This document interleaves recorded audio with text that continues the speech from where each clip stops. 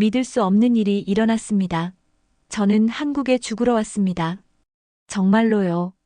러시아에서 한국까지 9,000km를 날아와서 말이죠. 하지만 이상한 일이 벌어졌습니다. 이 나라가 저를 살게 했거든요. 된장국 한 그릇, 시장 아저씨의 막걸리 한 잔, 그리고 낯선 무술 동작 하나가 62년을 살아온 제 인생을 완전히 바꿔놓았습니다. 어떻게 그런 일이 가능했을까요? 이 한국에서 벌어진 신비로운 일들, 지금부터 들려드리겠습니다.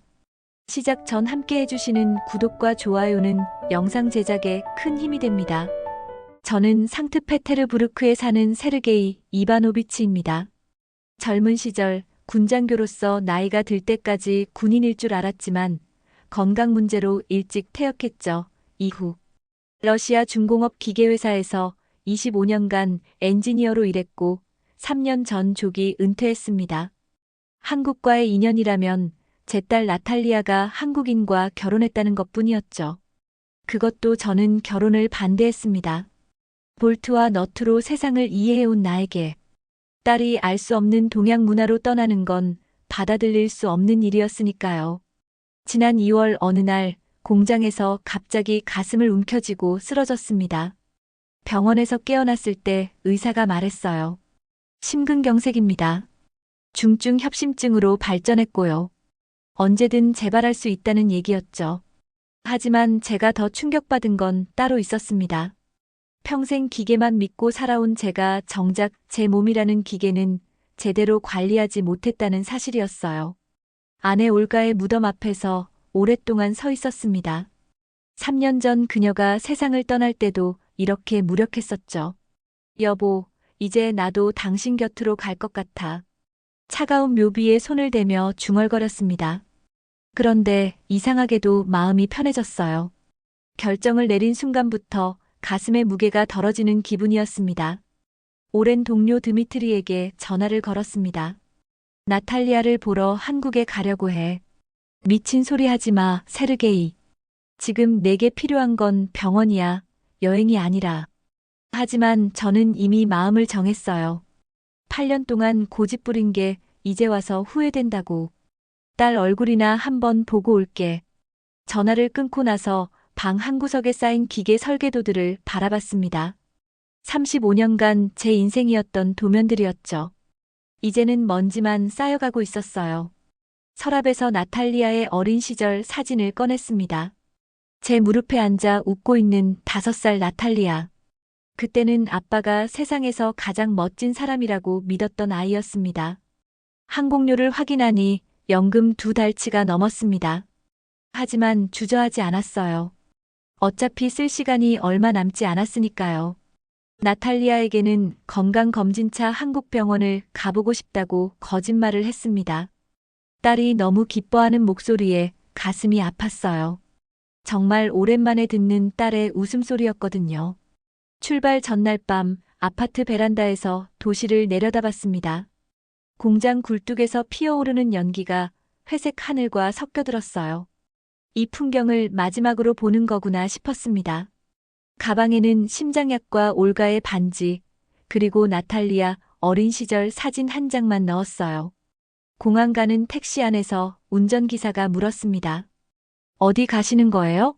한국입니다. 관광이세요? 잠시 망설였다가 대답했어요. 딸을 만나러 갑니다. 거짓말은 아니었죠. 다만 그게 마지막이라는 말만 빼고요. 9시간의 비행 동안 창밖 구름을 보며 생각했습니다. 나탈리아는 어떤 모습일까? 그리고 내가 조용히 사라지면 그들이 너무 슬퍼하지는 않을까? 비행기가 한국 땅에 닿을 때쯤 저는 이미 다른 사람이 되어 있었습니다. 죽음을 받아들인 사람으로요. 인천공항에서 나탈리아를 찾는 데는 오래 걸리지 않았습니다. 8년이 흘렀지만 딸의 뒷모습은 금세 알아볼 수 있었어요. 하지만 가까이 다가갈수록 마음이 무거워졌습니다. 어떤 얼굴로 딸을 마주해야 할지 몰랐거든요. 아빠. 나탈리아가 뛰어와 제 팔에 안겼습니다. 예전보다 훨씬 야위어 보였지만 눈빛은 더 단단해져 있었어요. 정말 오셨네요. 믿을 수가 없어요. 딸의 목소리에 떨림이 있었습니다. 저도 마찬가지였고요. 많이 달라졌구나. 겨우 그 말만 할 수 있었어요. 나탈리아는 웃으며 제 손을 잡았습니다. 아빠도 많이 늙으셨어요. 걱정했는데 이렇게 와주셔서 고마워요. 공항에서 나오는 길에 처음 맡은 한국의 공기는 묘했습니다. 러시아의 차갑고 건조한 공기와는 전혀 달랐어요. 뭔가 습하고 따뜻한 기운이 있었습니다. 나탈리아가 말했어요. 정우가 차로 마중 나왔어요. 아빠를 너무 만나고 싶어 했거든요. 주차장에서 기다리고 있던 남자가 우리를 보고 다가왔습니다. 사진에서 본 것보다 키가 작았지만 인상은 온화했어요. 안녕하세요, 아버님. 저는 정우입니다. 한국어로 말하고 나서 서투른 러시아어로 덧붙였습니다. 드디어 만나서 기쁩니다. 발음이 어색했지만 정성은 느껴졌어요. 하지만 저는 차갑게 고개만 끄덕였습니다. 이 사람이 제 딸을 빼앗아간 사람이라는 생각이 먼저 들었거든요. 나탈리아가 눈치를 채고 급히 말했습니다. 아빠, 정우는 한의사예요. 정말 실력 있는 의사거든요. 차 안에서 정우가 물었습니다. 어디가 편찮으시다고 나탈리아에게서 들었는데요. 별거 아닙니다. 짧게 답했어요. 하지만 그 순간 가슴에 또 뜨끔한 통증이 왔습니다. 얼굴을 찌푸리자 나탈리아가 걱정스러운 눈으로 쳐다봤어요. 아빠, 괜찮으세요? 괜찮다고 했잖아. 딸이 상처받은 표정을 짓자 정우가 조용히 말했습니다. 아버님, 제가 한번 맥을 짚어볼까요? 간단한 진단만요. 필요 없습니다. 제 대답은 단호했어요. 그렇지만 딸을 이길 수 없었기에 정우네 병원으로 향했죠. 정우의 한의원은 서울 외곽 조용한 동네에 있었습니다. 한국 전통 가옥을 개조한 것 같았는데 의외로 깔끔했어요. 여기서 진료하는 건가? 네, 작지만 동네 분들이 많이 찾아주세요. 정우의 대답에는 자부심이 묻어 있었습니다. 한의원에 들어서자 묘한 냄새가 났어요. 약초 냄새였는데 처음 맡아보는 향이었습니다. 러시아에서는 맡을 수 없는 냄새였죠. 정우가 안내해준 방은 간소했습니다. 나무 침대 하나와 책상, 그리고 벽면 가득한 약재들이 전부였어요. 아버님, 정말 괜찮으시면 좋겠지만 얼굴색이 좋지 않아 보여요. 정우의 말에 나탈리아도 고개를 끄덕였습니다. 아빠, 제발 한 번만 봐달라고 하세요. 걱정돼서 잠도 못 잘 것 같아요. 딸의 애원하는 눈빛을 보니 더 이상 거절할 수 없었습니다. 한 번만이요. 마지못해 팔을 내밀었어요. 정우가 제 손목을 잡는 순간 이상한 일이 일어났습니다. 그의 손가락이 뭔가 저에 대해 다른 걸 읽어내는 것 같았어요. 한참을 그렇게 있더니 정우의 표정이 심각해졌습니다. 아버님. 그가 뭔가 말하려는 순간 제 가슴에 다시 격한 통증이 왔습니다. 이번에는 숨도 제대로 쉴 수 없을 정도였어요. 정우가 재빨리 일어서며 소리쳤습니다. 나탈리아, 119에 신고해. 의식이 흐려지기 직전 마지막으로 본 건 나탈리아의 눈물이었습니다. 병원에서 눈을 떴을 때 첫 번째로 본 것은 나탈리아의 붉어진 눈이었습니다. 얼마나 울었는지 눈두덩이 퉁퉁 부어 있었어요. 정우는 구석 의자에서 고개를 숙이고 앉아 있었고요. 제가 깨어나자 딸이 벌떡 일어나 제 손을 잡았습니다. 아빠. 목소리가 떨리고 있었어요. 8년 만에 만난 딸의 이런 모습을 보니 가슴이 미어졌습니다. 정우가 조심스럽게 다가와 말했어요. 아버님, 다행히 큰 위험은 넘겼습니다. 하지만 그의 말이 끝나기 전에 알 수 있었어요. 제 시간이 얼마 남지 않았다는 걸. 한국 의사도 러시아에서와 같은 말을 했습니다. 언제든 다시 올 수 있는 심근경색이라고요. 알고 있었어. 담담하게 말했습니다. 나탈리아가 제 손을 더 꽉 잡았어요. 아빠, 왜 그런 중요한 얘기를 안 하셨어요? 건강검진 받으러 온다고 하시고. 딸의 목소리에 원망이 섞여 있었습니다. 거짓말할 수도 없었어요. 미안하다. 너를 걱정시키고 싶지 않았어. 그때 정우가 입을 열었습니다. 아버님, 제가 도와드릴 수 있을까요? 무슨 뜻인지 몰라 그를 바라봤어요. 한의학으로 완치는 어렵지만 증상을 완화시킬 수는 있습니다. 혈액순환을 돕고 심장 부담을 줄이는 방법이 있거든요. 정우의 눈에서 진심이 느껴졌어요. 하지만 여전히 믿기 어려웠습니다. 과학적 근거가 있는 건가? 서양 의학과는 접근이 다르지만 2000년간 축적된 경험이 있습니다. 정우가 차분하게 설명했어요. 한 번만 믿어보시면 안 될까요? 다음 날 아침 정우가 보온병을 들고 왔습니다. 집에서 끓인 죽이에요. 병원 음식보다 소화에 좋을 거예요. 뚜껑을 열자 고소하고 구수한 냄새가 피어올랐어요. 러시아에서는 맡아본 적 없는 깊은 향이었습니다. 한 숟가락 떠먹는 순간 놀랐어요. 단순한 쌀죽이 아니었거든요. 뭔가 깊고 진한 맛이 혀끝에서 퍼져나갔습니다. 이게 뭐지? 된장을 조금 넣었어요. 나탈리아가 정성껏 끓였거든요. 된장이라니. 러시아에서 상상했던 그 이상한 냄새의 정체였는데 실제로는 전혀 달랐어요. 구수하고 따뜻한 맛이었습니다. 한 그릇을 다 비우고 나니 속이 편안해졌어요. 이제 침 치료를 해볼까요? 정우가 작은 케이스를 꺼냈습니다. 안에는 머리카락처럼 가느다란 침들이 들어있었어요. 이게 뭐야, 이걸로 살을 뚫어? 전혀요. 모기가 무는 것보다 아프지 않아요. 정우가 제 손목에 침을 놓는 순간 이상한 일이 일어났습니다. 따끔한 순간 이후에 뭔가 시원한 기운이 팔을 타고 올라오는 게 느껴졌어요. 기혈이 순환하는 거예요. 막혔던 길이 뚫리는 거죠. 과학적으로 설명할 수 없었지만 몸의 변화는 부정할 수 없었어요. 몇 개의 침이 몸에 놓이고 나자 3년 동안 제 가슴을 조여오던 답답함이 마치 안개처럼 걷히기 시작했습니다. 마치 끊어져 있던 전깃줄이 다시 이어진 듯 시원한 기운들이 모이고 있었어요. 30분 후 마지막 침을 빼고 나니 한동안 잊고 있던 편안함이 찾아왔어요. 그날 밤 정말 오랜만에 깊이 잠들었습니다. 꿈에서 올가를 만났어요. 여보, 고집 좀 그만 부려요. 저 사람 마음 좋은 거 안 보여요? 아내는 저보다 사람 보는 눈이 정확했어요. 아침에 눈을 뜨니 정우가 또 다른 보온병을 들고 와 있었습니다. 어떻게 주무셨어요? 잘 잤네. 정말 오랜만에. 제 대답에 정우의 얼굴이 환해졌어요. 그때 깨달았습니다. 이 사람이 제 딸을 정말 사랑하고 있다는 걸. 그리고 처음 만난 저를 마치 친아버지처럼 정성으로 돌보고 있다는 걸요. 8년간 마음속에 쌓아올린 편견의 벽이 조금씩 무너지기 시작했어요. 병원에서 나온 지 사흘째, 정우의 집 뒤편 작은 방에서 지내고 있었습니다. 창문 너머로 보이는 한국의 봄은 러시아와는 완전히 달랐어요. 벚꽃이 흩날리는 모습이 마치 눈이 내리는 것 같았지만 따뜻했습니다. 그날 아침 정우가 특별한 제안을 했어요. 아버님, 오늘 시장에 가보시는 게 어떨까요? 시장이라니. 러시아의 시장은 춥고 지저분한 곳이었는데 굳이 갈 이유가 있을까 싶었어요. 하지만 거절하기 어려운 분위기였습니다. 멀지 않아요. 걸어서 10분 정도예요.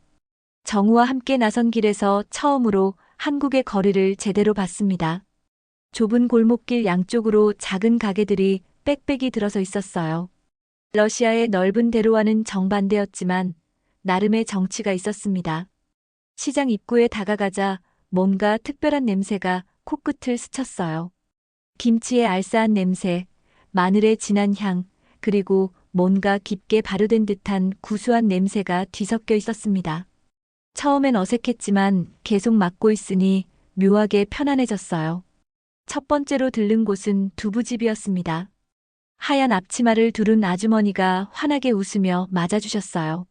어머, 정우야. 이분은 누구시냐? 제 장인어른이세요. 러시아에서 오셨어요. 아주머니의 눈이 동그래졌어요. 갓 만든 두부 맛보세요. 아주머니가 따뜻한 두부 한 조각을 건네주셨어요. 입에 넣는 순간 부드러운 단맛이 혀끝에서 녹아내렸습니다. 러시아에서 먹던 딱딱한 치즈와는 완전히 다른 식감이었어요. 다음으로 들어선 곳은 작은 전통차 가게였어요. 진열장 가득 유자차, 대추차, 생강차가 유리병에 담겨 있었는데 꿀처럼 진한 색깔들이 햇빛에 반짝이고 있었습니다. 할머니가 반갑게 맞아주시며 생강차 한 숟가락을 뜨거운 물에 풀어주셨어요. 어디서 오셨어요? 고운 주름이 가득한 얼굴로 물으셨어요. 러시아에서 왔습니다. 어머나, 그 추운 나라에서. 얼마나 춥겠어요. 자, 이거 드셔보세요. 생강차인데 몸속부터 따뜻해져요. 작은 찻잔을 받아 첫 모금을 마시는 순간 놀랐어요. 알싸하면서도 달콤한 맛이 혀끝에서 퍼져나가더니 뜨거운 기운이 가슴 깊숙이까지 스며들었습니다. 러시아의 차가운 겨울이 떠올랐는데 이런 따뜻함은 처음이었어요. 시장을 돌면서 왠지 한국 사람들의 마음을 느끼고 돌아왔어요. 나중에야 알게 되었지만 그건 한국어로 정이라고 했어요. 처음 보는 외국인인 저를 마치 오래 알던 친구처럼 대해주시는 거였습니다. 러시아에서는 경험해 본 적 없는 따뜻함이었거든요. 마지막으로 정우가 안내한 곳은 작고 정갈한 한식집이었습니다. 여기 된장국이 정말 맛있어요. 한번 드셔보세요. 저와 비슷한 연배의 할아버지가 손님을 맞으며 뭔가를 끓이고 계셨습니다. 잠시 후 나온 된장국을 보는 순간 놀랐어요. 맑은 갈색 국물에 하얀 두부와 초록색 파가 들어 있었습니다. 첫 숟가락을 떠서 입에 넣는 순간 전율이 일었어요. 구수하고 깊은 맛이었습니다. 단순해 보이지만 그 안에 복잡하고 오묘한 맛의 층이 있었어요. 무엇보다 따뜻했습니다. 국물이 목을 타고 내려가면서 온몸에 따스한 기운이 퍼졌어요. 한 그릇을 다 비우고 나니 몸에 이상한 변화가 일어났습니다. 왠지 모르겠지만 속이 편한 기분이야. 된장에는 몸을 정화하는 힘이 있어요. 정우가 설명했습니다. 특히 혈액순환에 좋거든요. 과학적으로 설명할 수는 없었지만 제 몸이 직접 느끼고 있었어요. 식당을 나서면서 할아버지가 손을 흔들어 주셨습니다. 또 오세요. 러시아 친구. 친구라니. 처음 만난 사람인데 벌써 가족 취급을 해주시는 게 고마웠어요. 한국 사람들은 밥을 나눠 먹으면 가족이라고 생각해요. 정우는 고개를 갸웃거리는 저의 마음을 알았다는 듯이 이야기해 주었습니다. 그날 밤 잠자리에 들면서 생각했습니다. 된장국 한 그릇이 제 마음을 이렇게 바꿔놓을 줄 몰랐어요. 그리고 시장 사람들의 진심도요. 어쩌면 제가 한국에 대해 갖고 있던 모든 편견이 잘못된 것일지도 모르겠다는 생각이 들었습니다. 한국에 온 지 열흘째 되던 그날 아침 예상치 못한 전화가 걸려왔습니다. 러시아에서 온 국제 전화였어요. 올가가 죽고 난 후 거의 받아본 적 없는 전화였는데 누군지 궁금했습니다. 세르게이, 나야 드미트리. 40년 지기 친구의 목소리에 깜짝 놀랐어요. 아직도 한국에 있는 거야?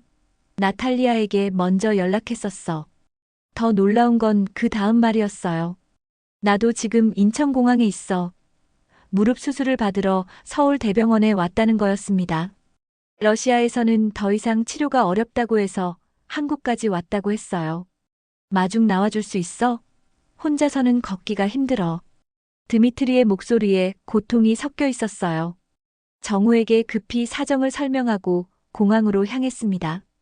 공항 도착홀에서 드미트리를 발견했을 때 충격을 받았습니다. 목발을 짚고 있었는데 예전에 건장했던 모습은 온데간데 없었어요. 얼굴도 많이 야위어 있었습니다. 세르게이, 오랜만이야. 반가운 재회였지만 마음이 무거웠어요. 드미트리가 걸으려고 하다가 비틀거리는 모습을 보니 가슴이 아팠습니다. 많이 아파? 견딜만해. 그런데 너는 어떻게 이렇게 건강해 보여? 택시 안에서 드미트리가 말했어요.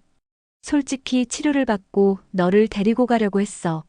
집으로 돌아가자고 하려고. 제가 아픈 몸으로 한국까지 와서 뭘 하고 있느냐는 거였죠. 하지만 지금 내 얼굴을 보니 뭔가 달라졌어.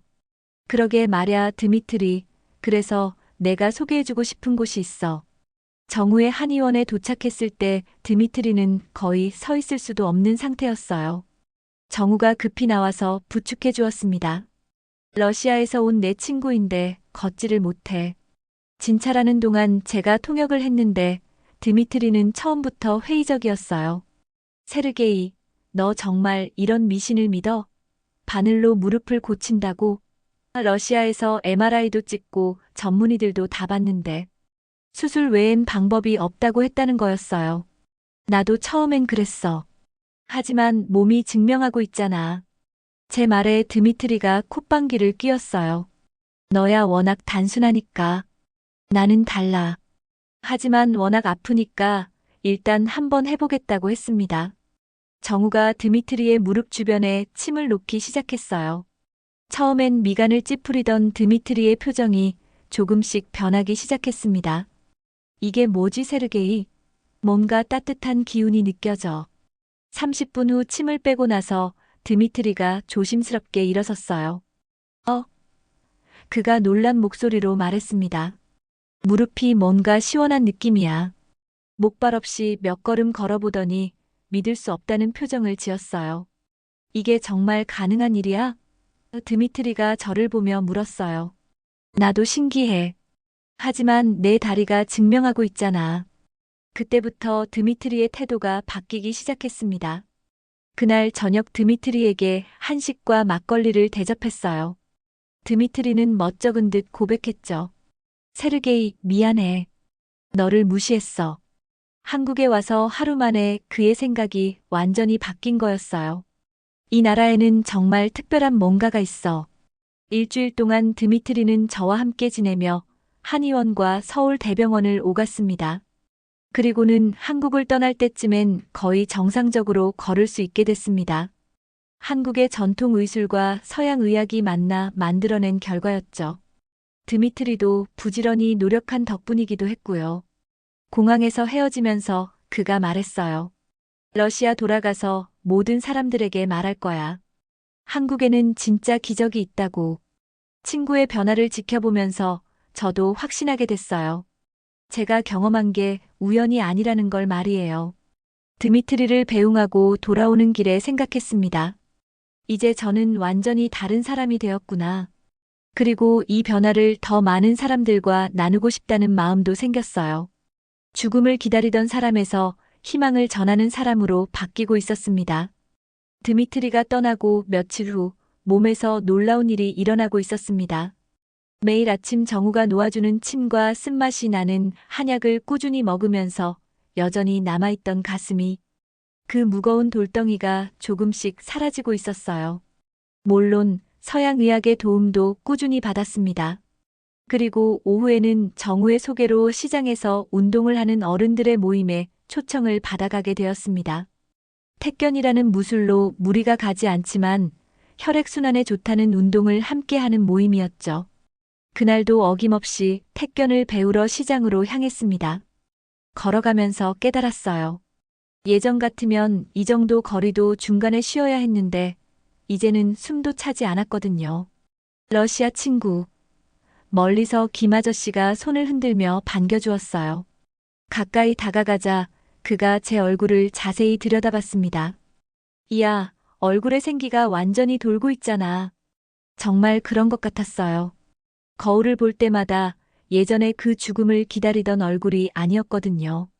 한의학이란 정말 신기해. 러시아 의사들은 더 이상 방법이 없다고 했는데 동양의학은 시간을 들여 근본을 고치는 의학이거든. 김 아저씨가 마당으로 안내하며 말했어요. 오늘은 좀 더 어려운 동작 해볼까? 택견 동작을 배우면서 몸이 얼마나 가벼워졌는지 실감했습니다. 한 발로 서서 균형을 잡는 동작도 이제는 흔들리지 않았어요. 팔을 크게 돌리면서도 가슴이 답답하지 않았습니다. 김 아저씨는 제 동작을 보며 감탄하며 말했어요. 처음 왔을 때는 정말 아픈 사람 같았는데 지금은 건강한 사람이야. 정말 그랬어요. 매일 밤 깊이 잠들 수 있게 됐고 아침에 일어날 때 몸이 개운했어요. 무엇보다 살고 싶다는 마음이 생겼습니다. 그런데 그때 김 아저씨는 전곡을 찌르는 질문을 했어요. 딸과는 어떤가? 아직도 어색해? 많이 좋아졌지만 아직은. 말을 머뭇거리자 김 아저씨가 진지하게 말했어요. 더 늦기 전에 오늘 저녁 미안하다고 마음을 전하게나. 나탈리아 눈에서 나는 봤어.